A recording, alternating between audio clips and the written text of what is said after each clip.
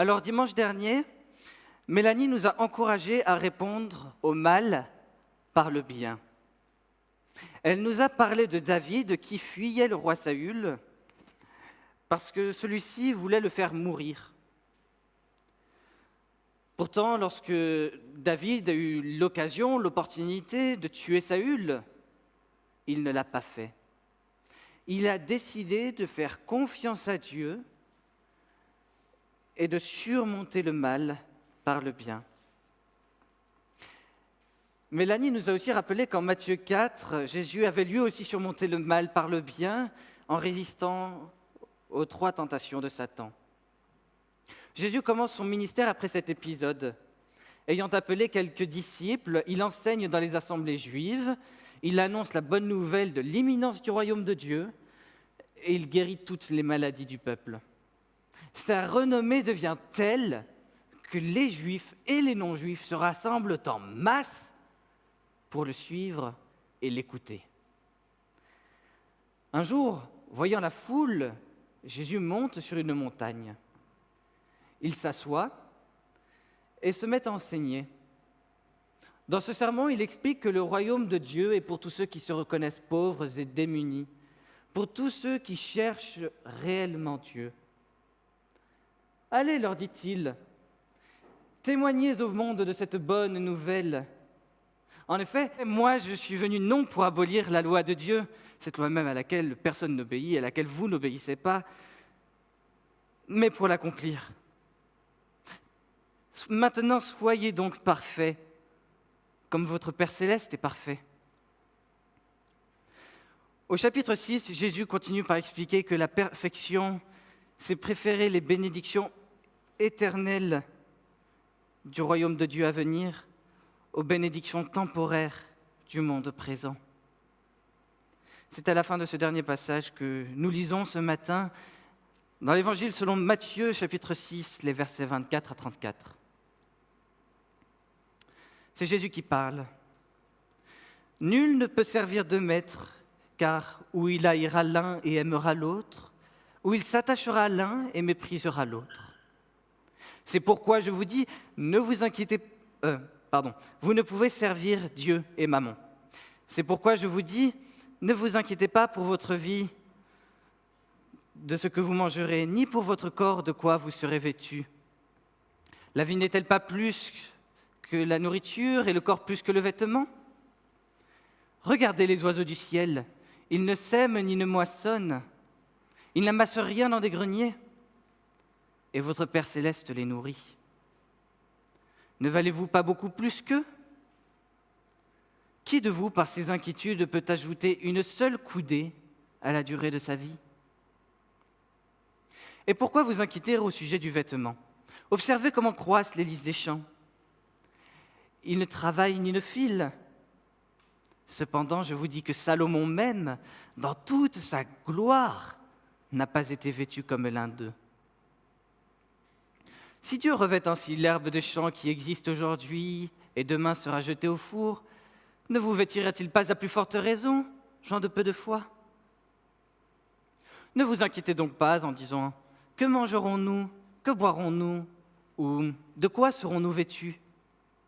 Car cela, ce sont les païens, c'est-à-dire les non-croyants, qui le recherchent.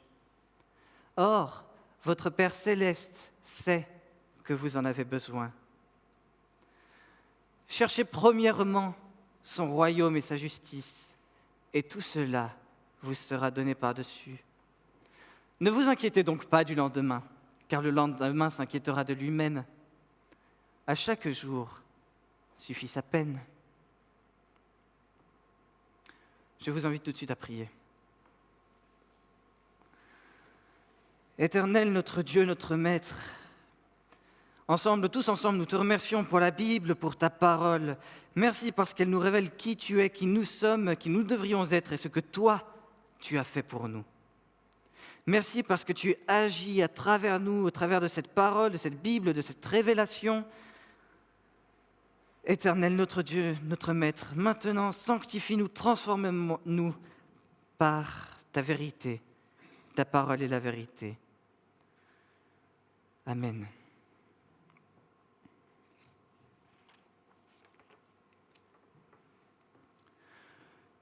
Pourquoi mon réveil n'a pas sonné? Les enfants sont déjà levés? Sont-ils habillés? Ont-ils mangé? D'ailleurs, Nathan a-t-il réussi son bac? Sera-t-il chez le médecin à 10 heures? Et Céline qui est encore malade. Et moi, est-ce que je serai à l'heure au travail? Que va dire le patron quand j'arriverai en retard à la réunion?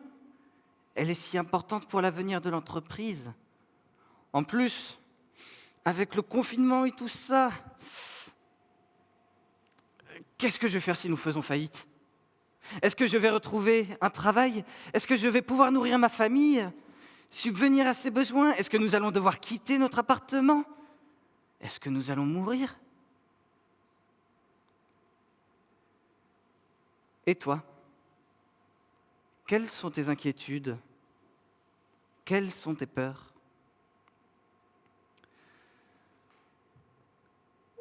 Ce matin, vous avez tous reçu un mail, pour ceux qui nous suivent sur YouTube avec le lien de YouTube, un mail dans lequel j'ai envoyé une fiche en 4 étapes. Voilà. Donc pour ceux qui nous suivent à distance, vous pouvez le faire maintenant. Pour ceux qui sont ici, je vous encouragerai à le faire quand vous rentrerez ce soir, cet après-midi. Et cette première étape consiste déjà, sur cette fiche, à écrire quelles sont tes peurs, quelles sont tes inquiétudes dans la vie, quels sont les besoins que tu as et que tu veux remettre. Pour ceux qui nous suivent à distance, je vous encourage à le faire maintenant si vous le pouvez. Nous nous posons tous des questions, tout le temps. Souvent pour des riens, parfois pour des beaucoup. Et bien souvent, les incertitudes qu'elles produisent nous inquiètent. Ça nous stresse, ça nous fait peur, ça nous panique. Et quelle que soit notre sensibilité, quelle que soit notre tendance à l'anxiété, nous y sommes tous soumis à un moment ou l'autre. Alors, que faire de nos inquiétudes? Pourquoi viennent-elles si souvent? Et puis, comment les gérer?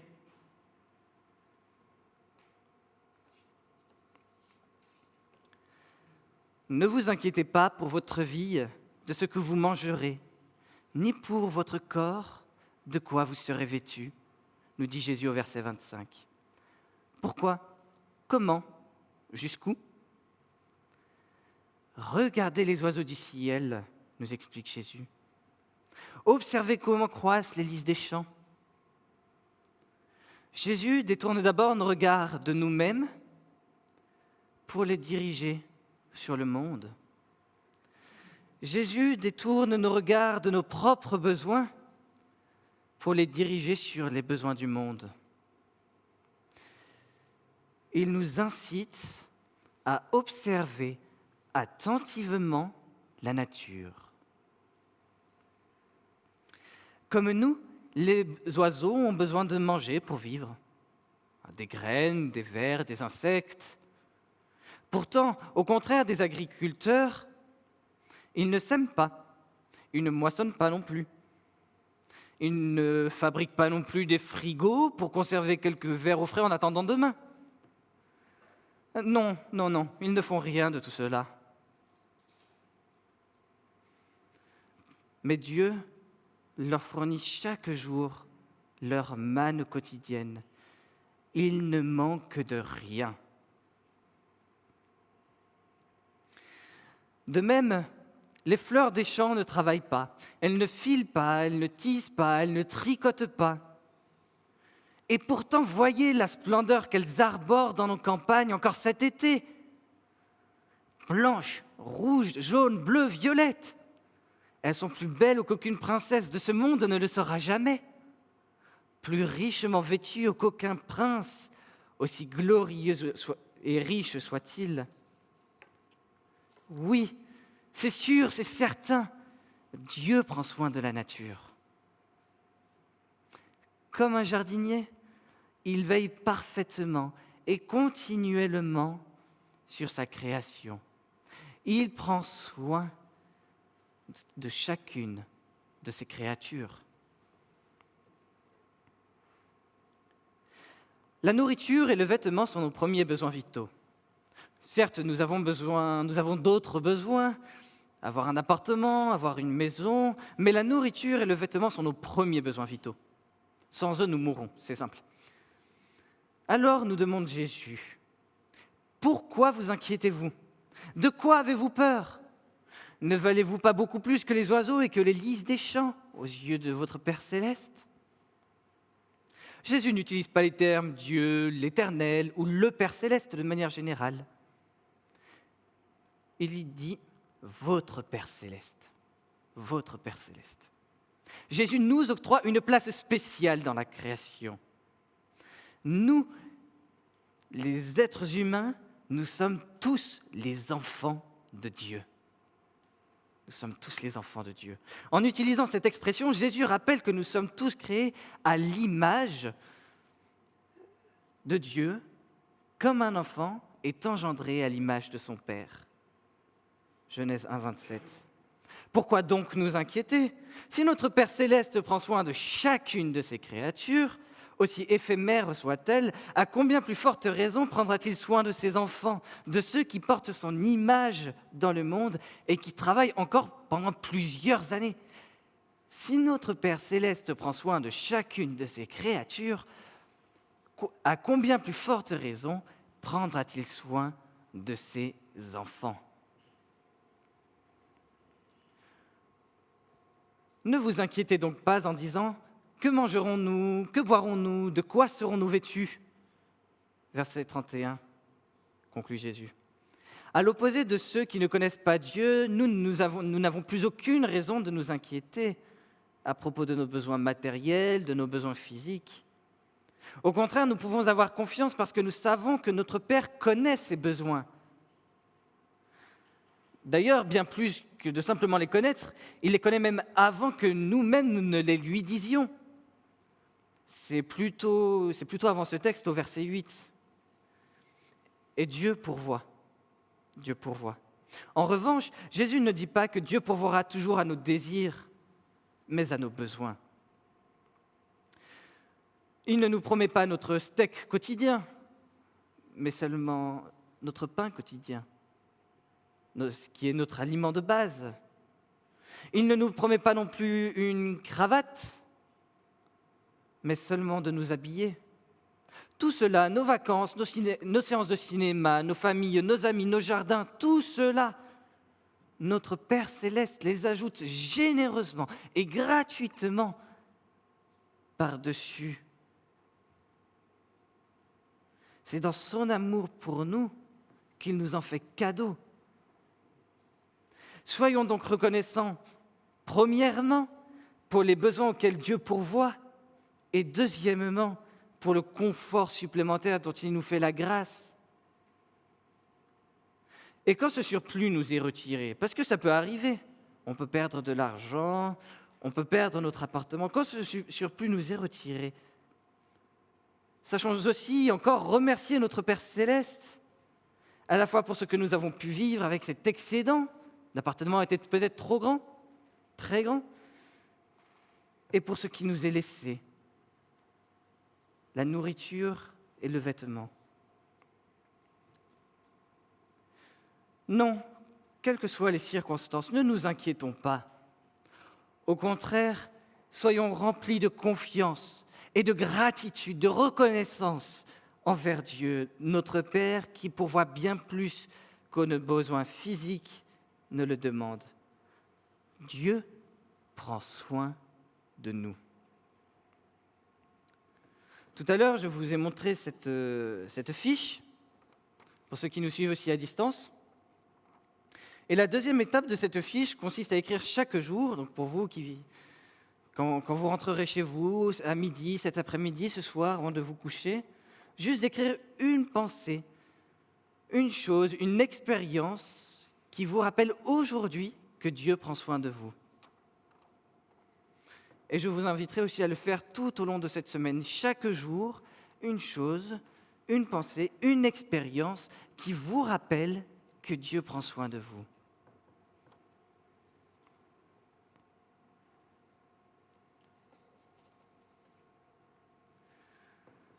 Dieu assouvi nos besoins physiques.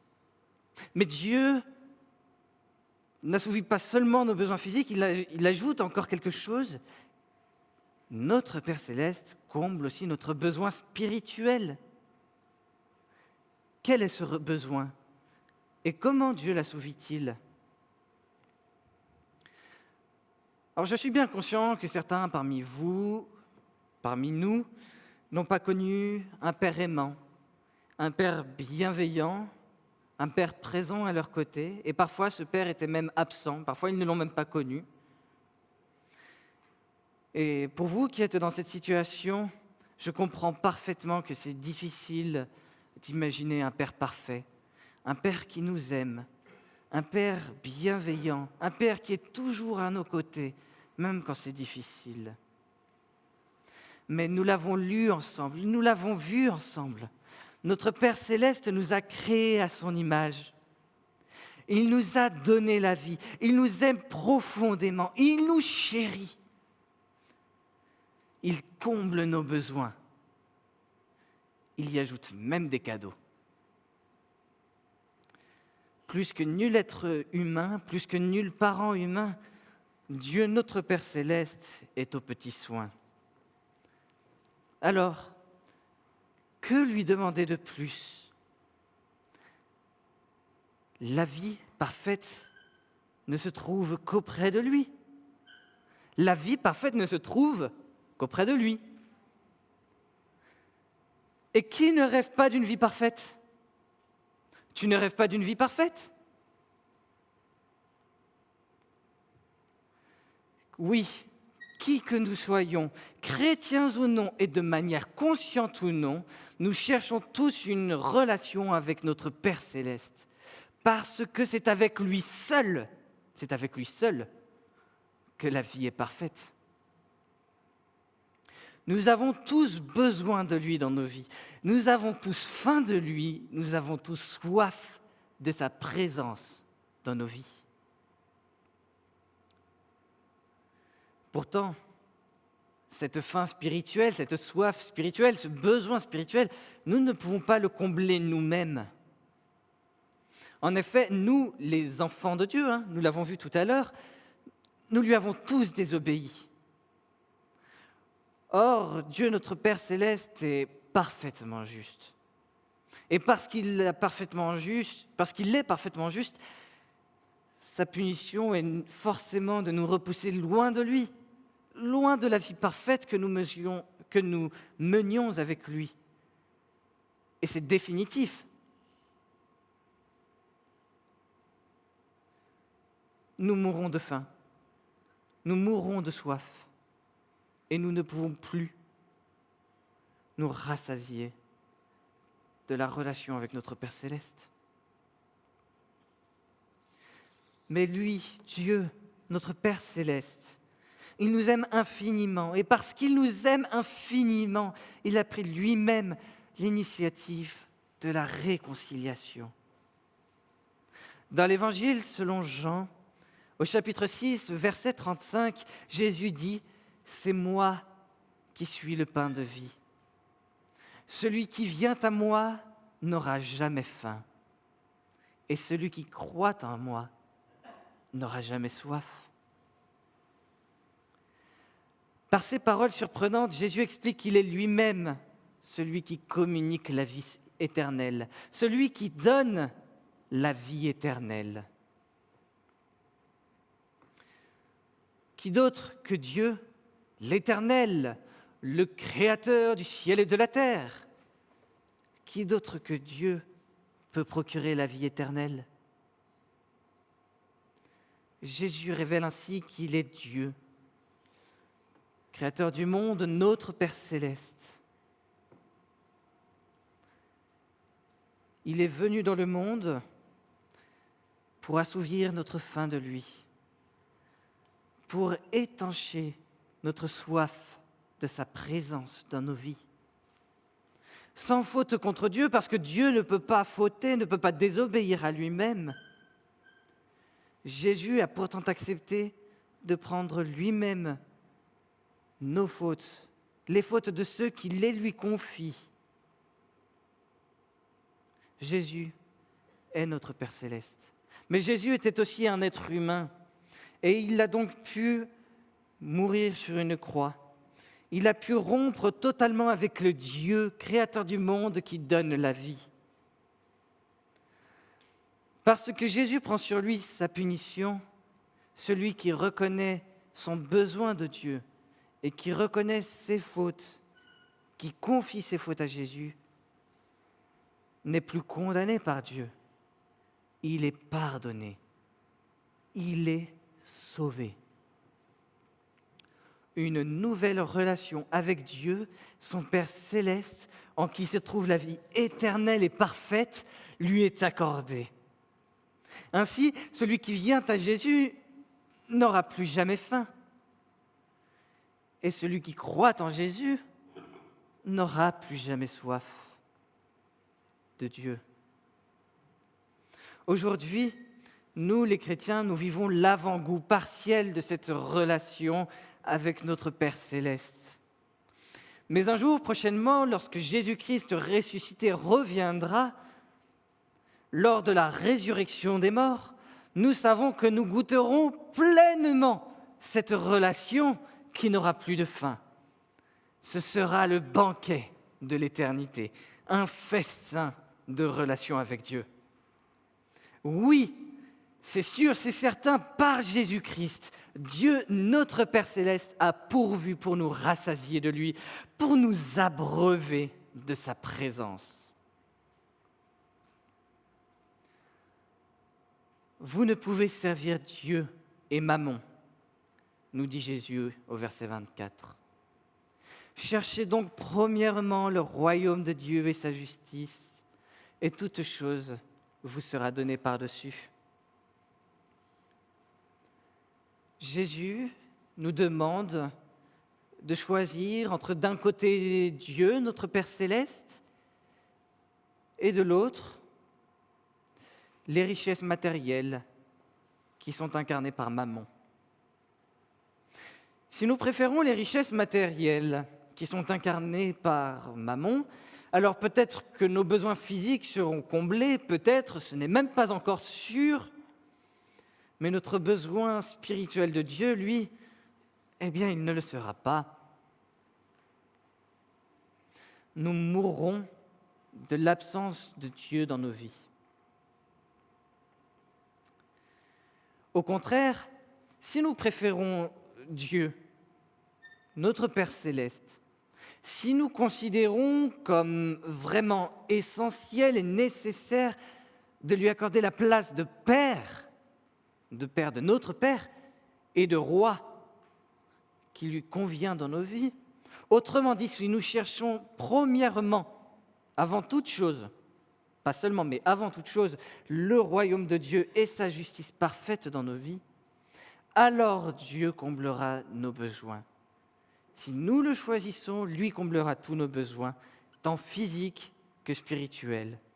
Nous aurons la nourriture et le vêtement dont nous avons besoin, peut-être même plus, mais aussi une vie éternelle et parfaite avec notre Père céleste. Oui, comme le promettait Jésus au début de son sermon sur la montagne, avec Dieu, heureux ceux qui ont faim et soif de sa justice, car ils seront rassasiés. Matthieu chapitre 5, verset 6. Alors, et c'est peut-être là une de mes questions aussi de ce matin, Dieu ou les richesses matérielles? Que préférons-nous? Qui préférons-nous?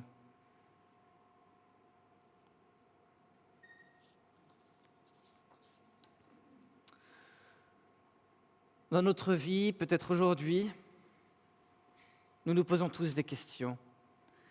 Souvent pour des riens, c'est vrai, parfois pour des beaucoup. Bien souvent, les incertitudes qu'elles produisent nous inquiètent, elles nous font peur, elles nous angoissent, elles nous paniquent. Mais quelle que soit notre sensibilité, quelle que soit notre tendance à l'anxiété, nous y sommes tous soumis à un moment ou l'autre, et c'est vrai. Alors que faire de nos inquiétudes? Pourquoi viennent-elles si souvent? et comment les gérer. Jésus nous dit que Dieu est un papa providentiel. Lui seul est soucieux de combler chaque jour nos besoins, tant physiques que spirituels.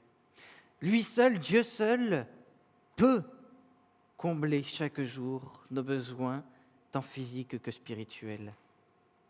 Alors, comme des enfants, comme de petits enfants, laissons nos peurs et faisons confiance à notre Père. Avec sérénité, réjouissons-nous avec lui de ce qu'il nous donne aujourd'hui. Remercions-le et ne pensons plus aux difficultés de demain. Dieu pourvoira, c'est pas vrai? À chaque jour suffit sa peine.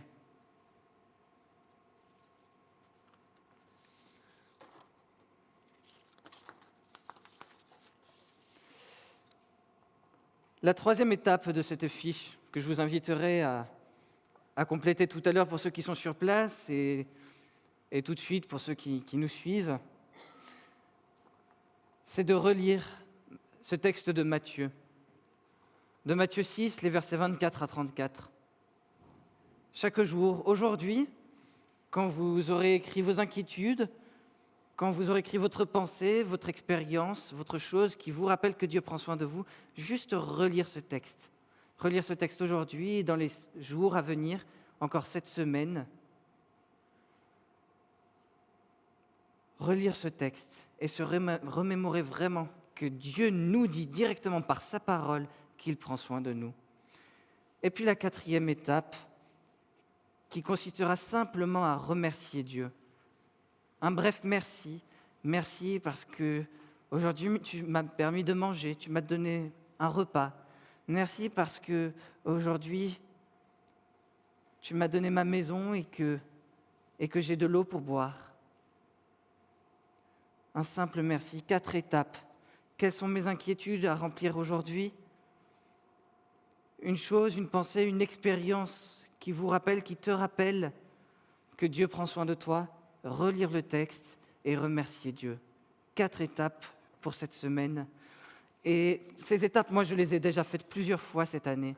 Et je peux vous garantir que si nous lisons, si nous faisons cet exercice, ce petit chemin que nous avons déjà fait ce matin ensemble, je peux vous garantir que votre foi en Dieu grandira, que votre confiance en Dieu grandira, que vous ne vous inquiéterez beaucoup moins de ce que vous manquez et que votre gratitude, que votre reconnaissance envers Dieu grandira.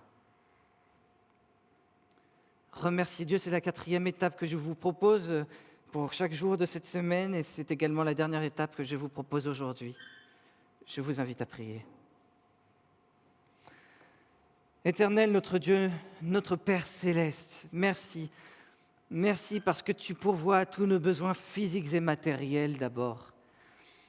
Merci parce que tu y ajoutes même beaucoup, beaucoup de cadeaux. Merci parce que tu as aussi et déjà pourvu à notre besoin spirituel. Tu es déjà venu par Jésus-Christ nous rassasier de ta présence dans nos vies.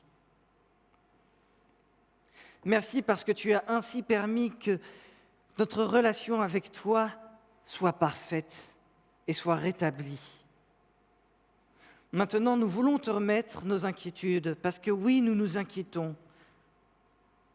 Apprends-nous à te faire confiance. Oui, Seigneur, notre Père, notre Roi, apprends-nous à chercher premièrement les bénédictions éternelles de ton royaume, avant les bénédictions matérielles et temporaires de ce monde. Oui, c'est dans le nom de ton Fils éternel, Jésus-Christ, celui qui nous rassasie de toi, que nous prions.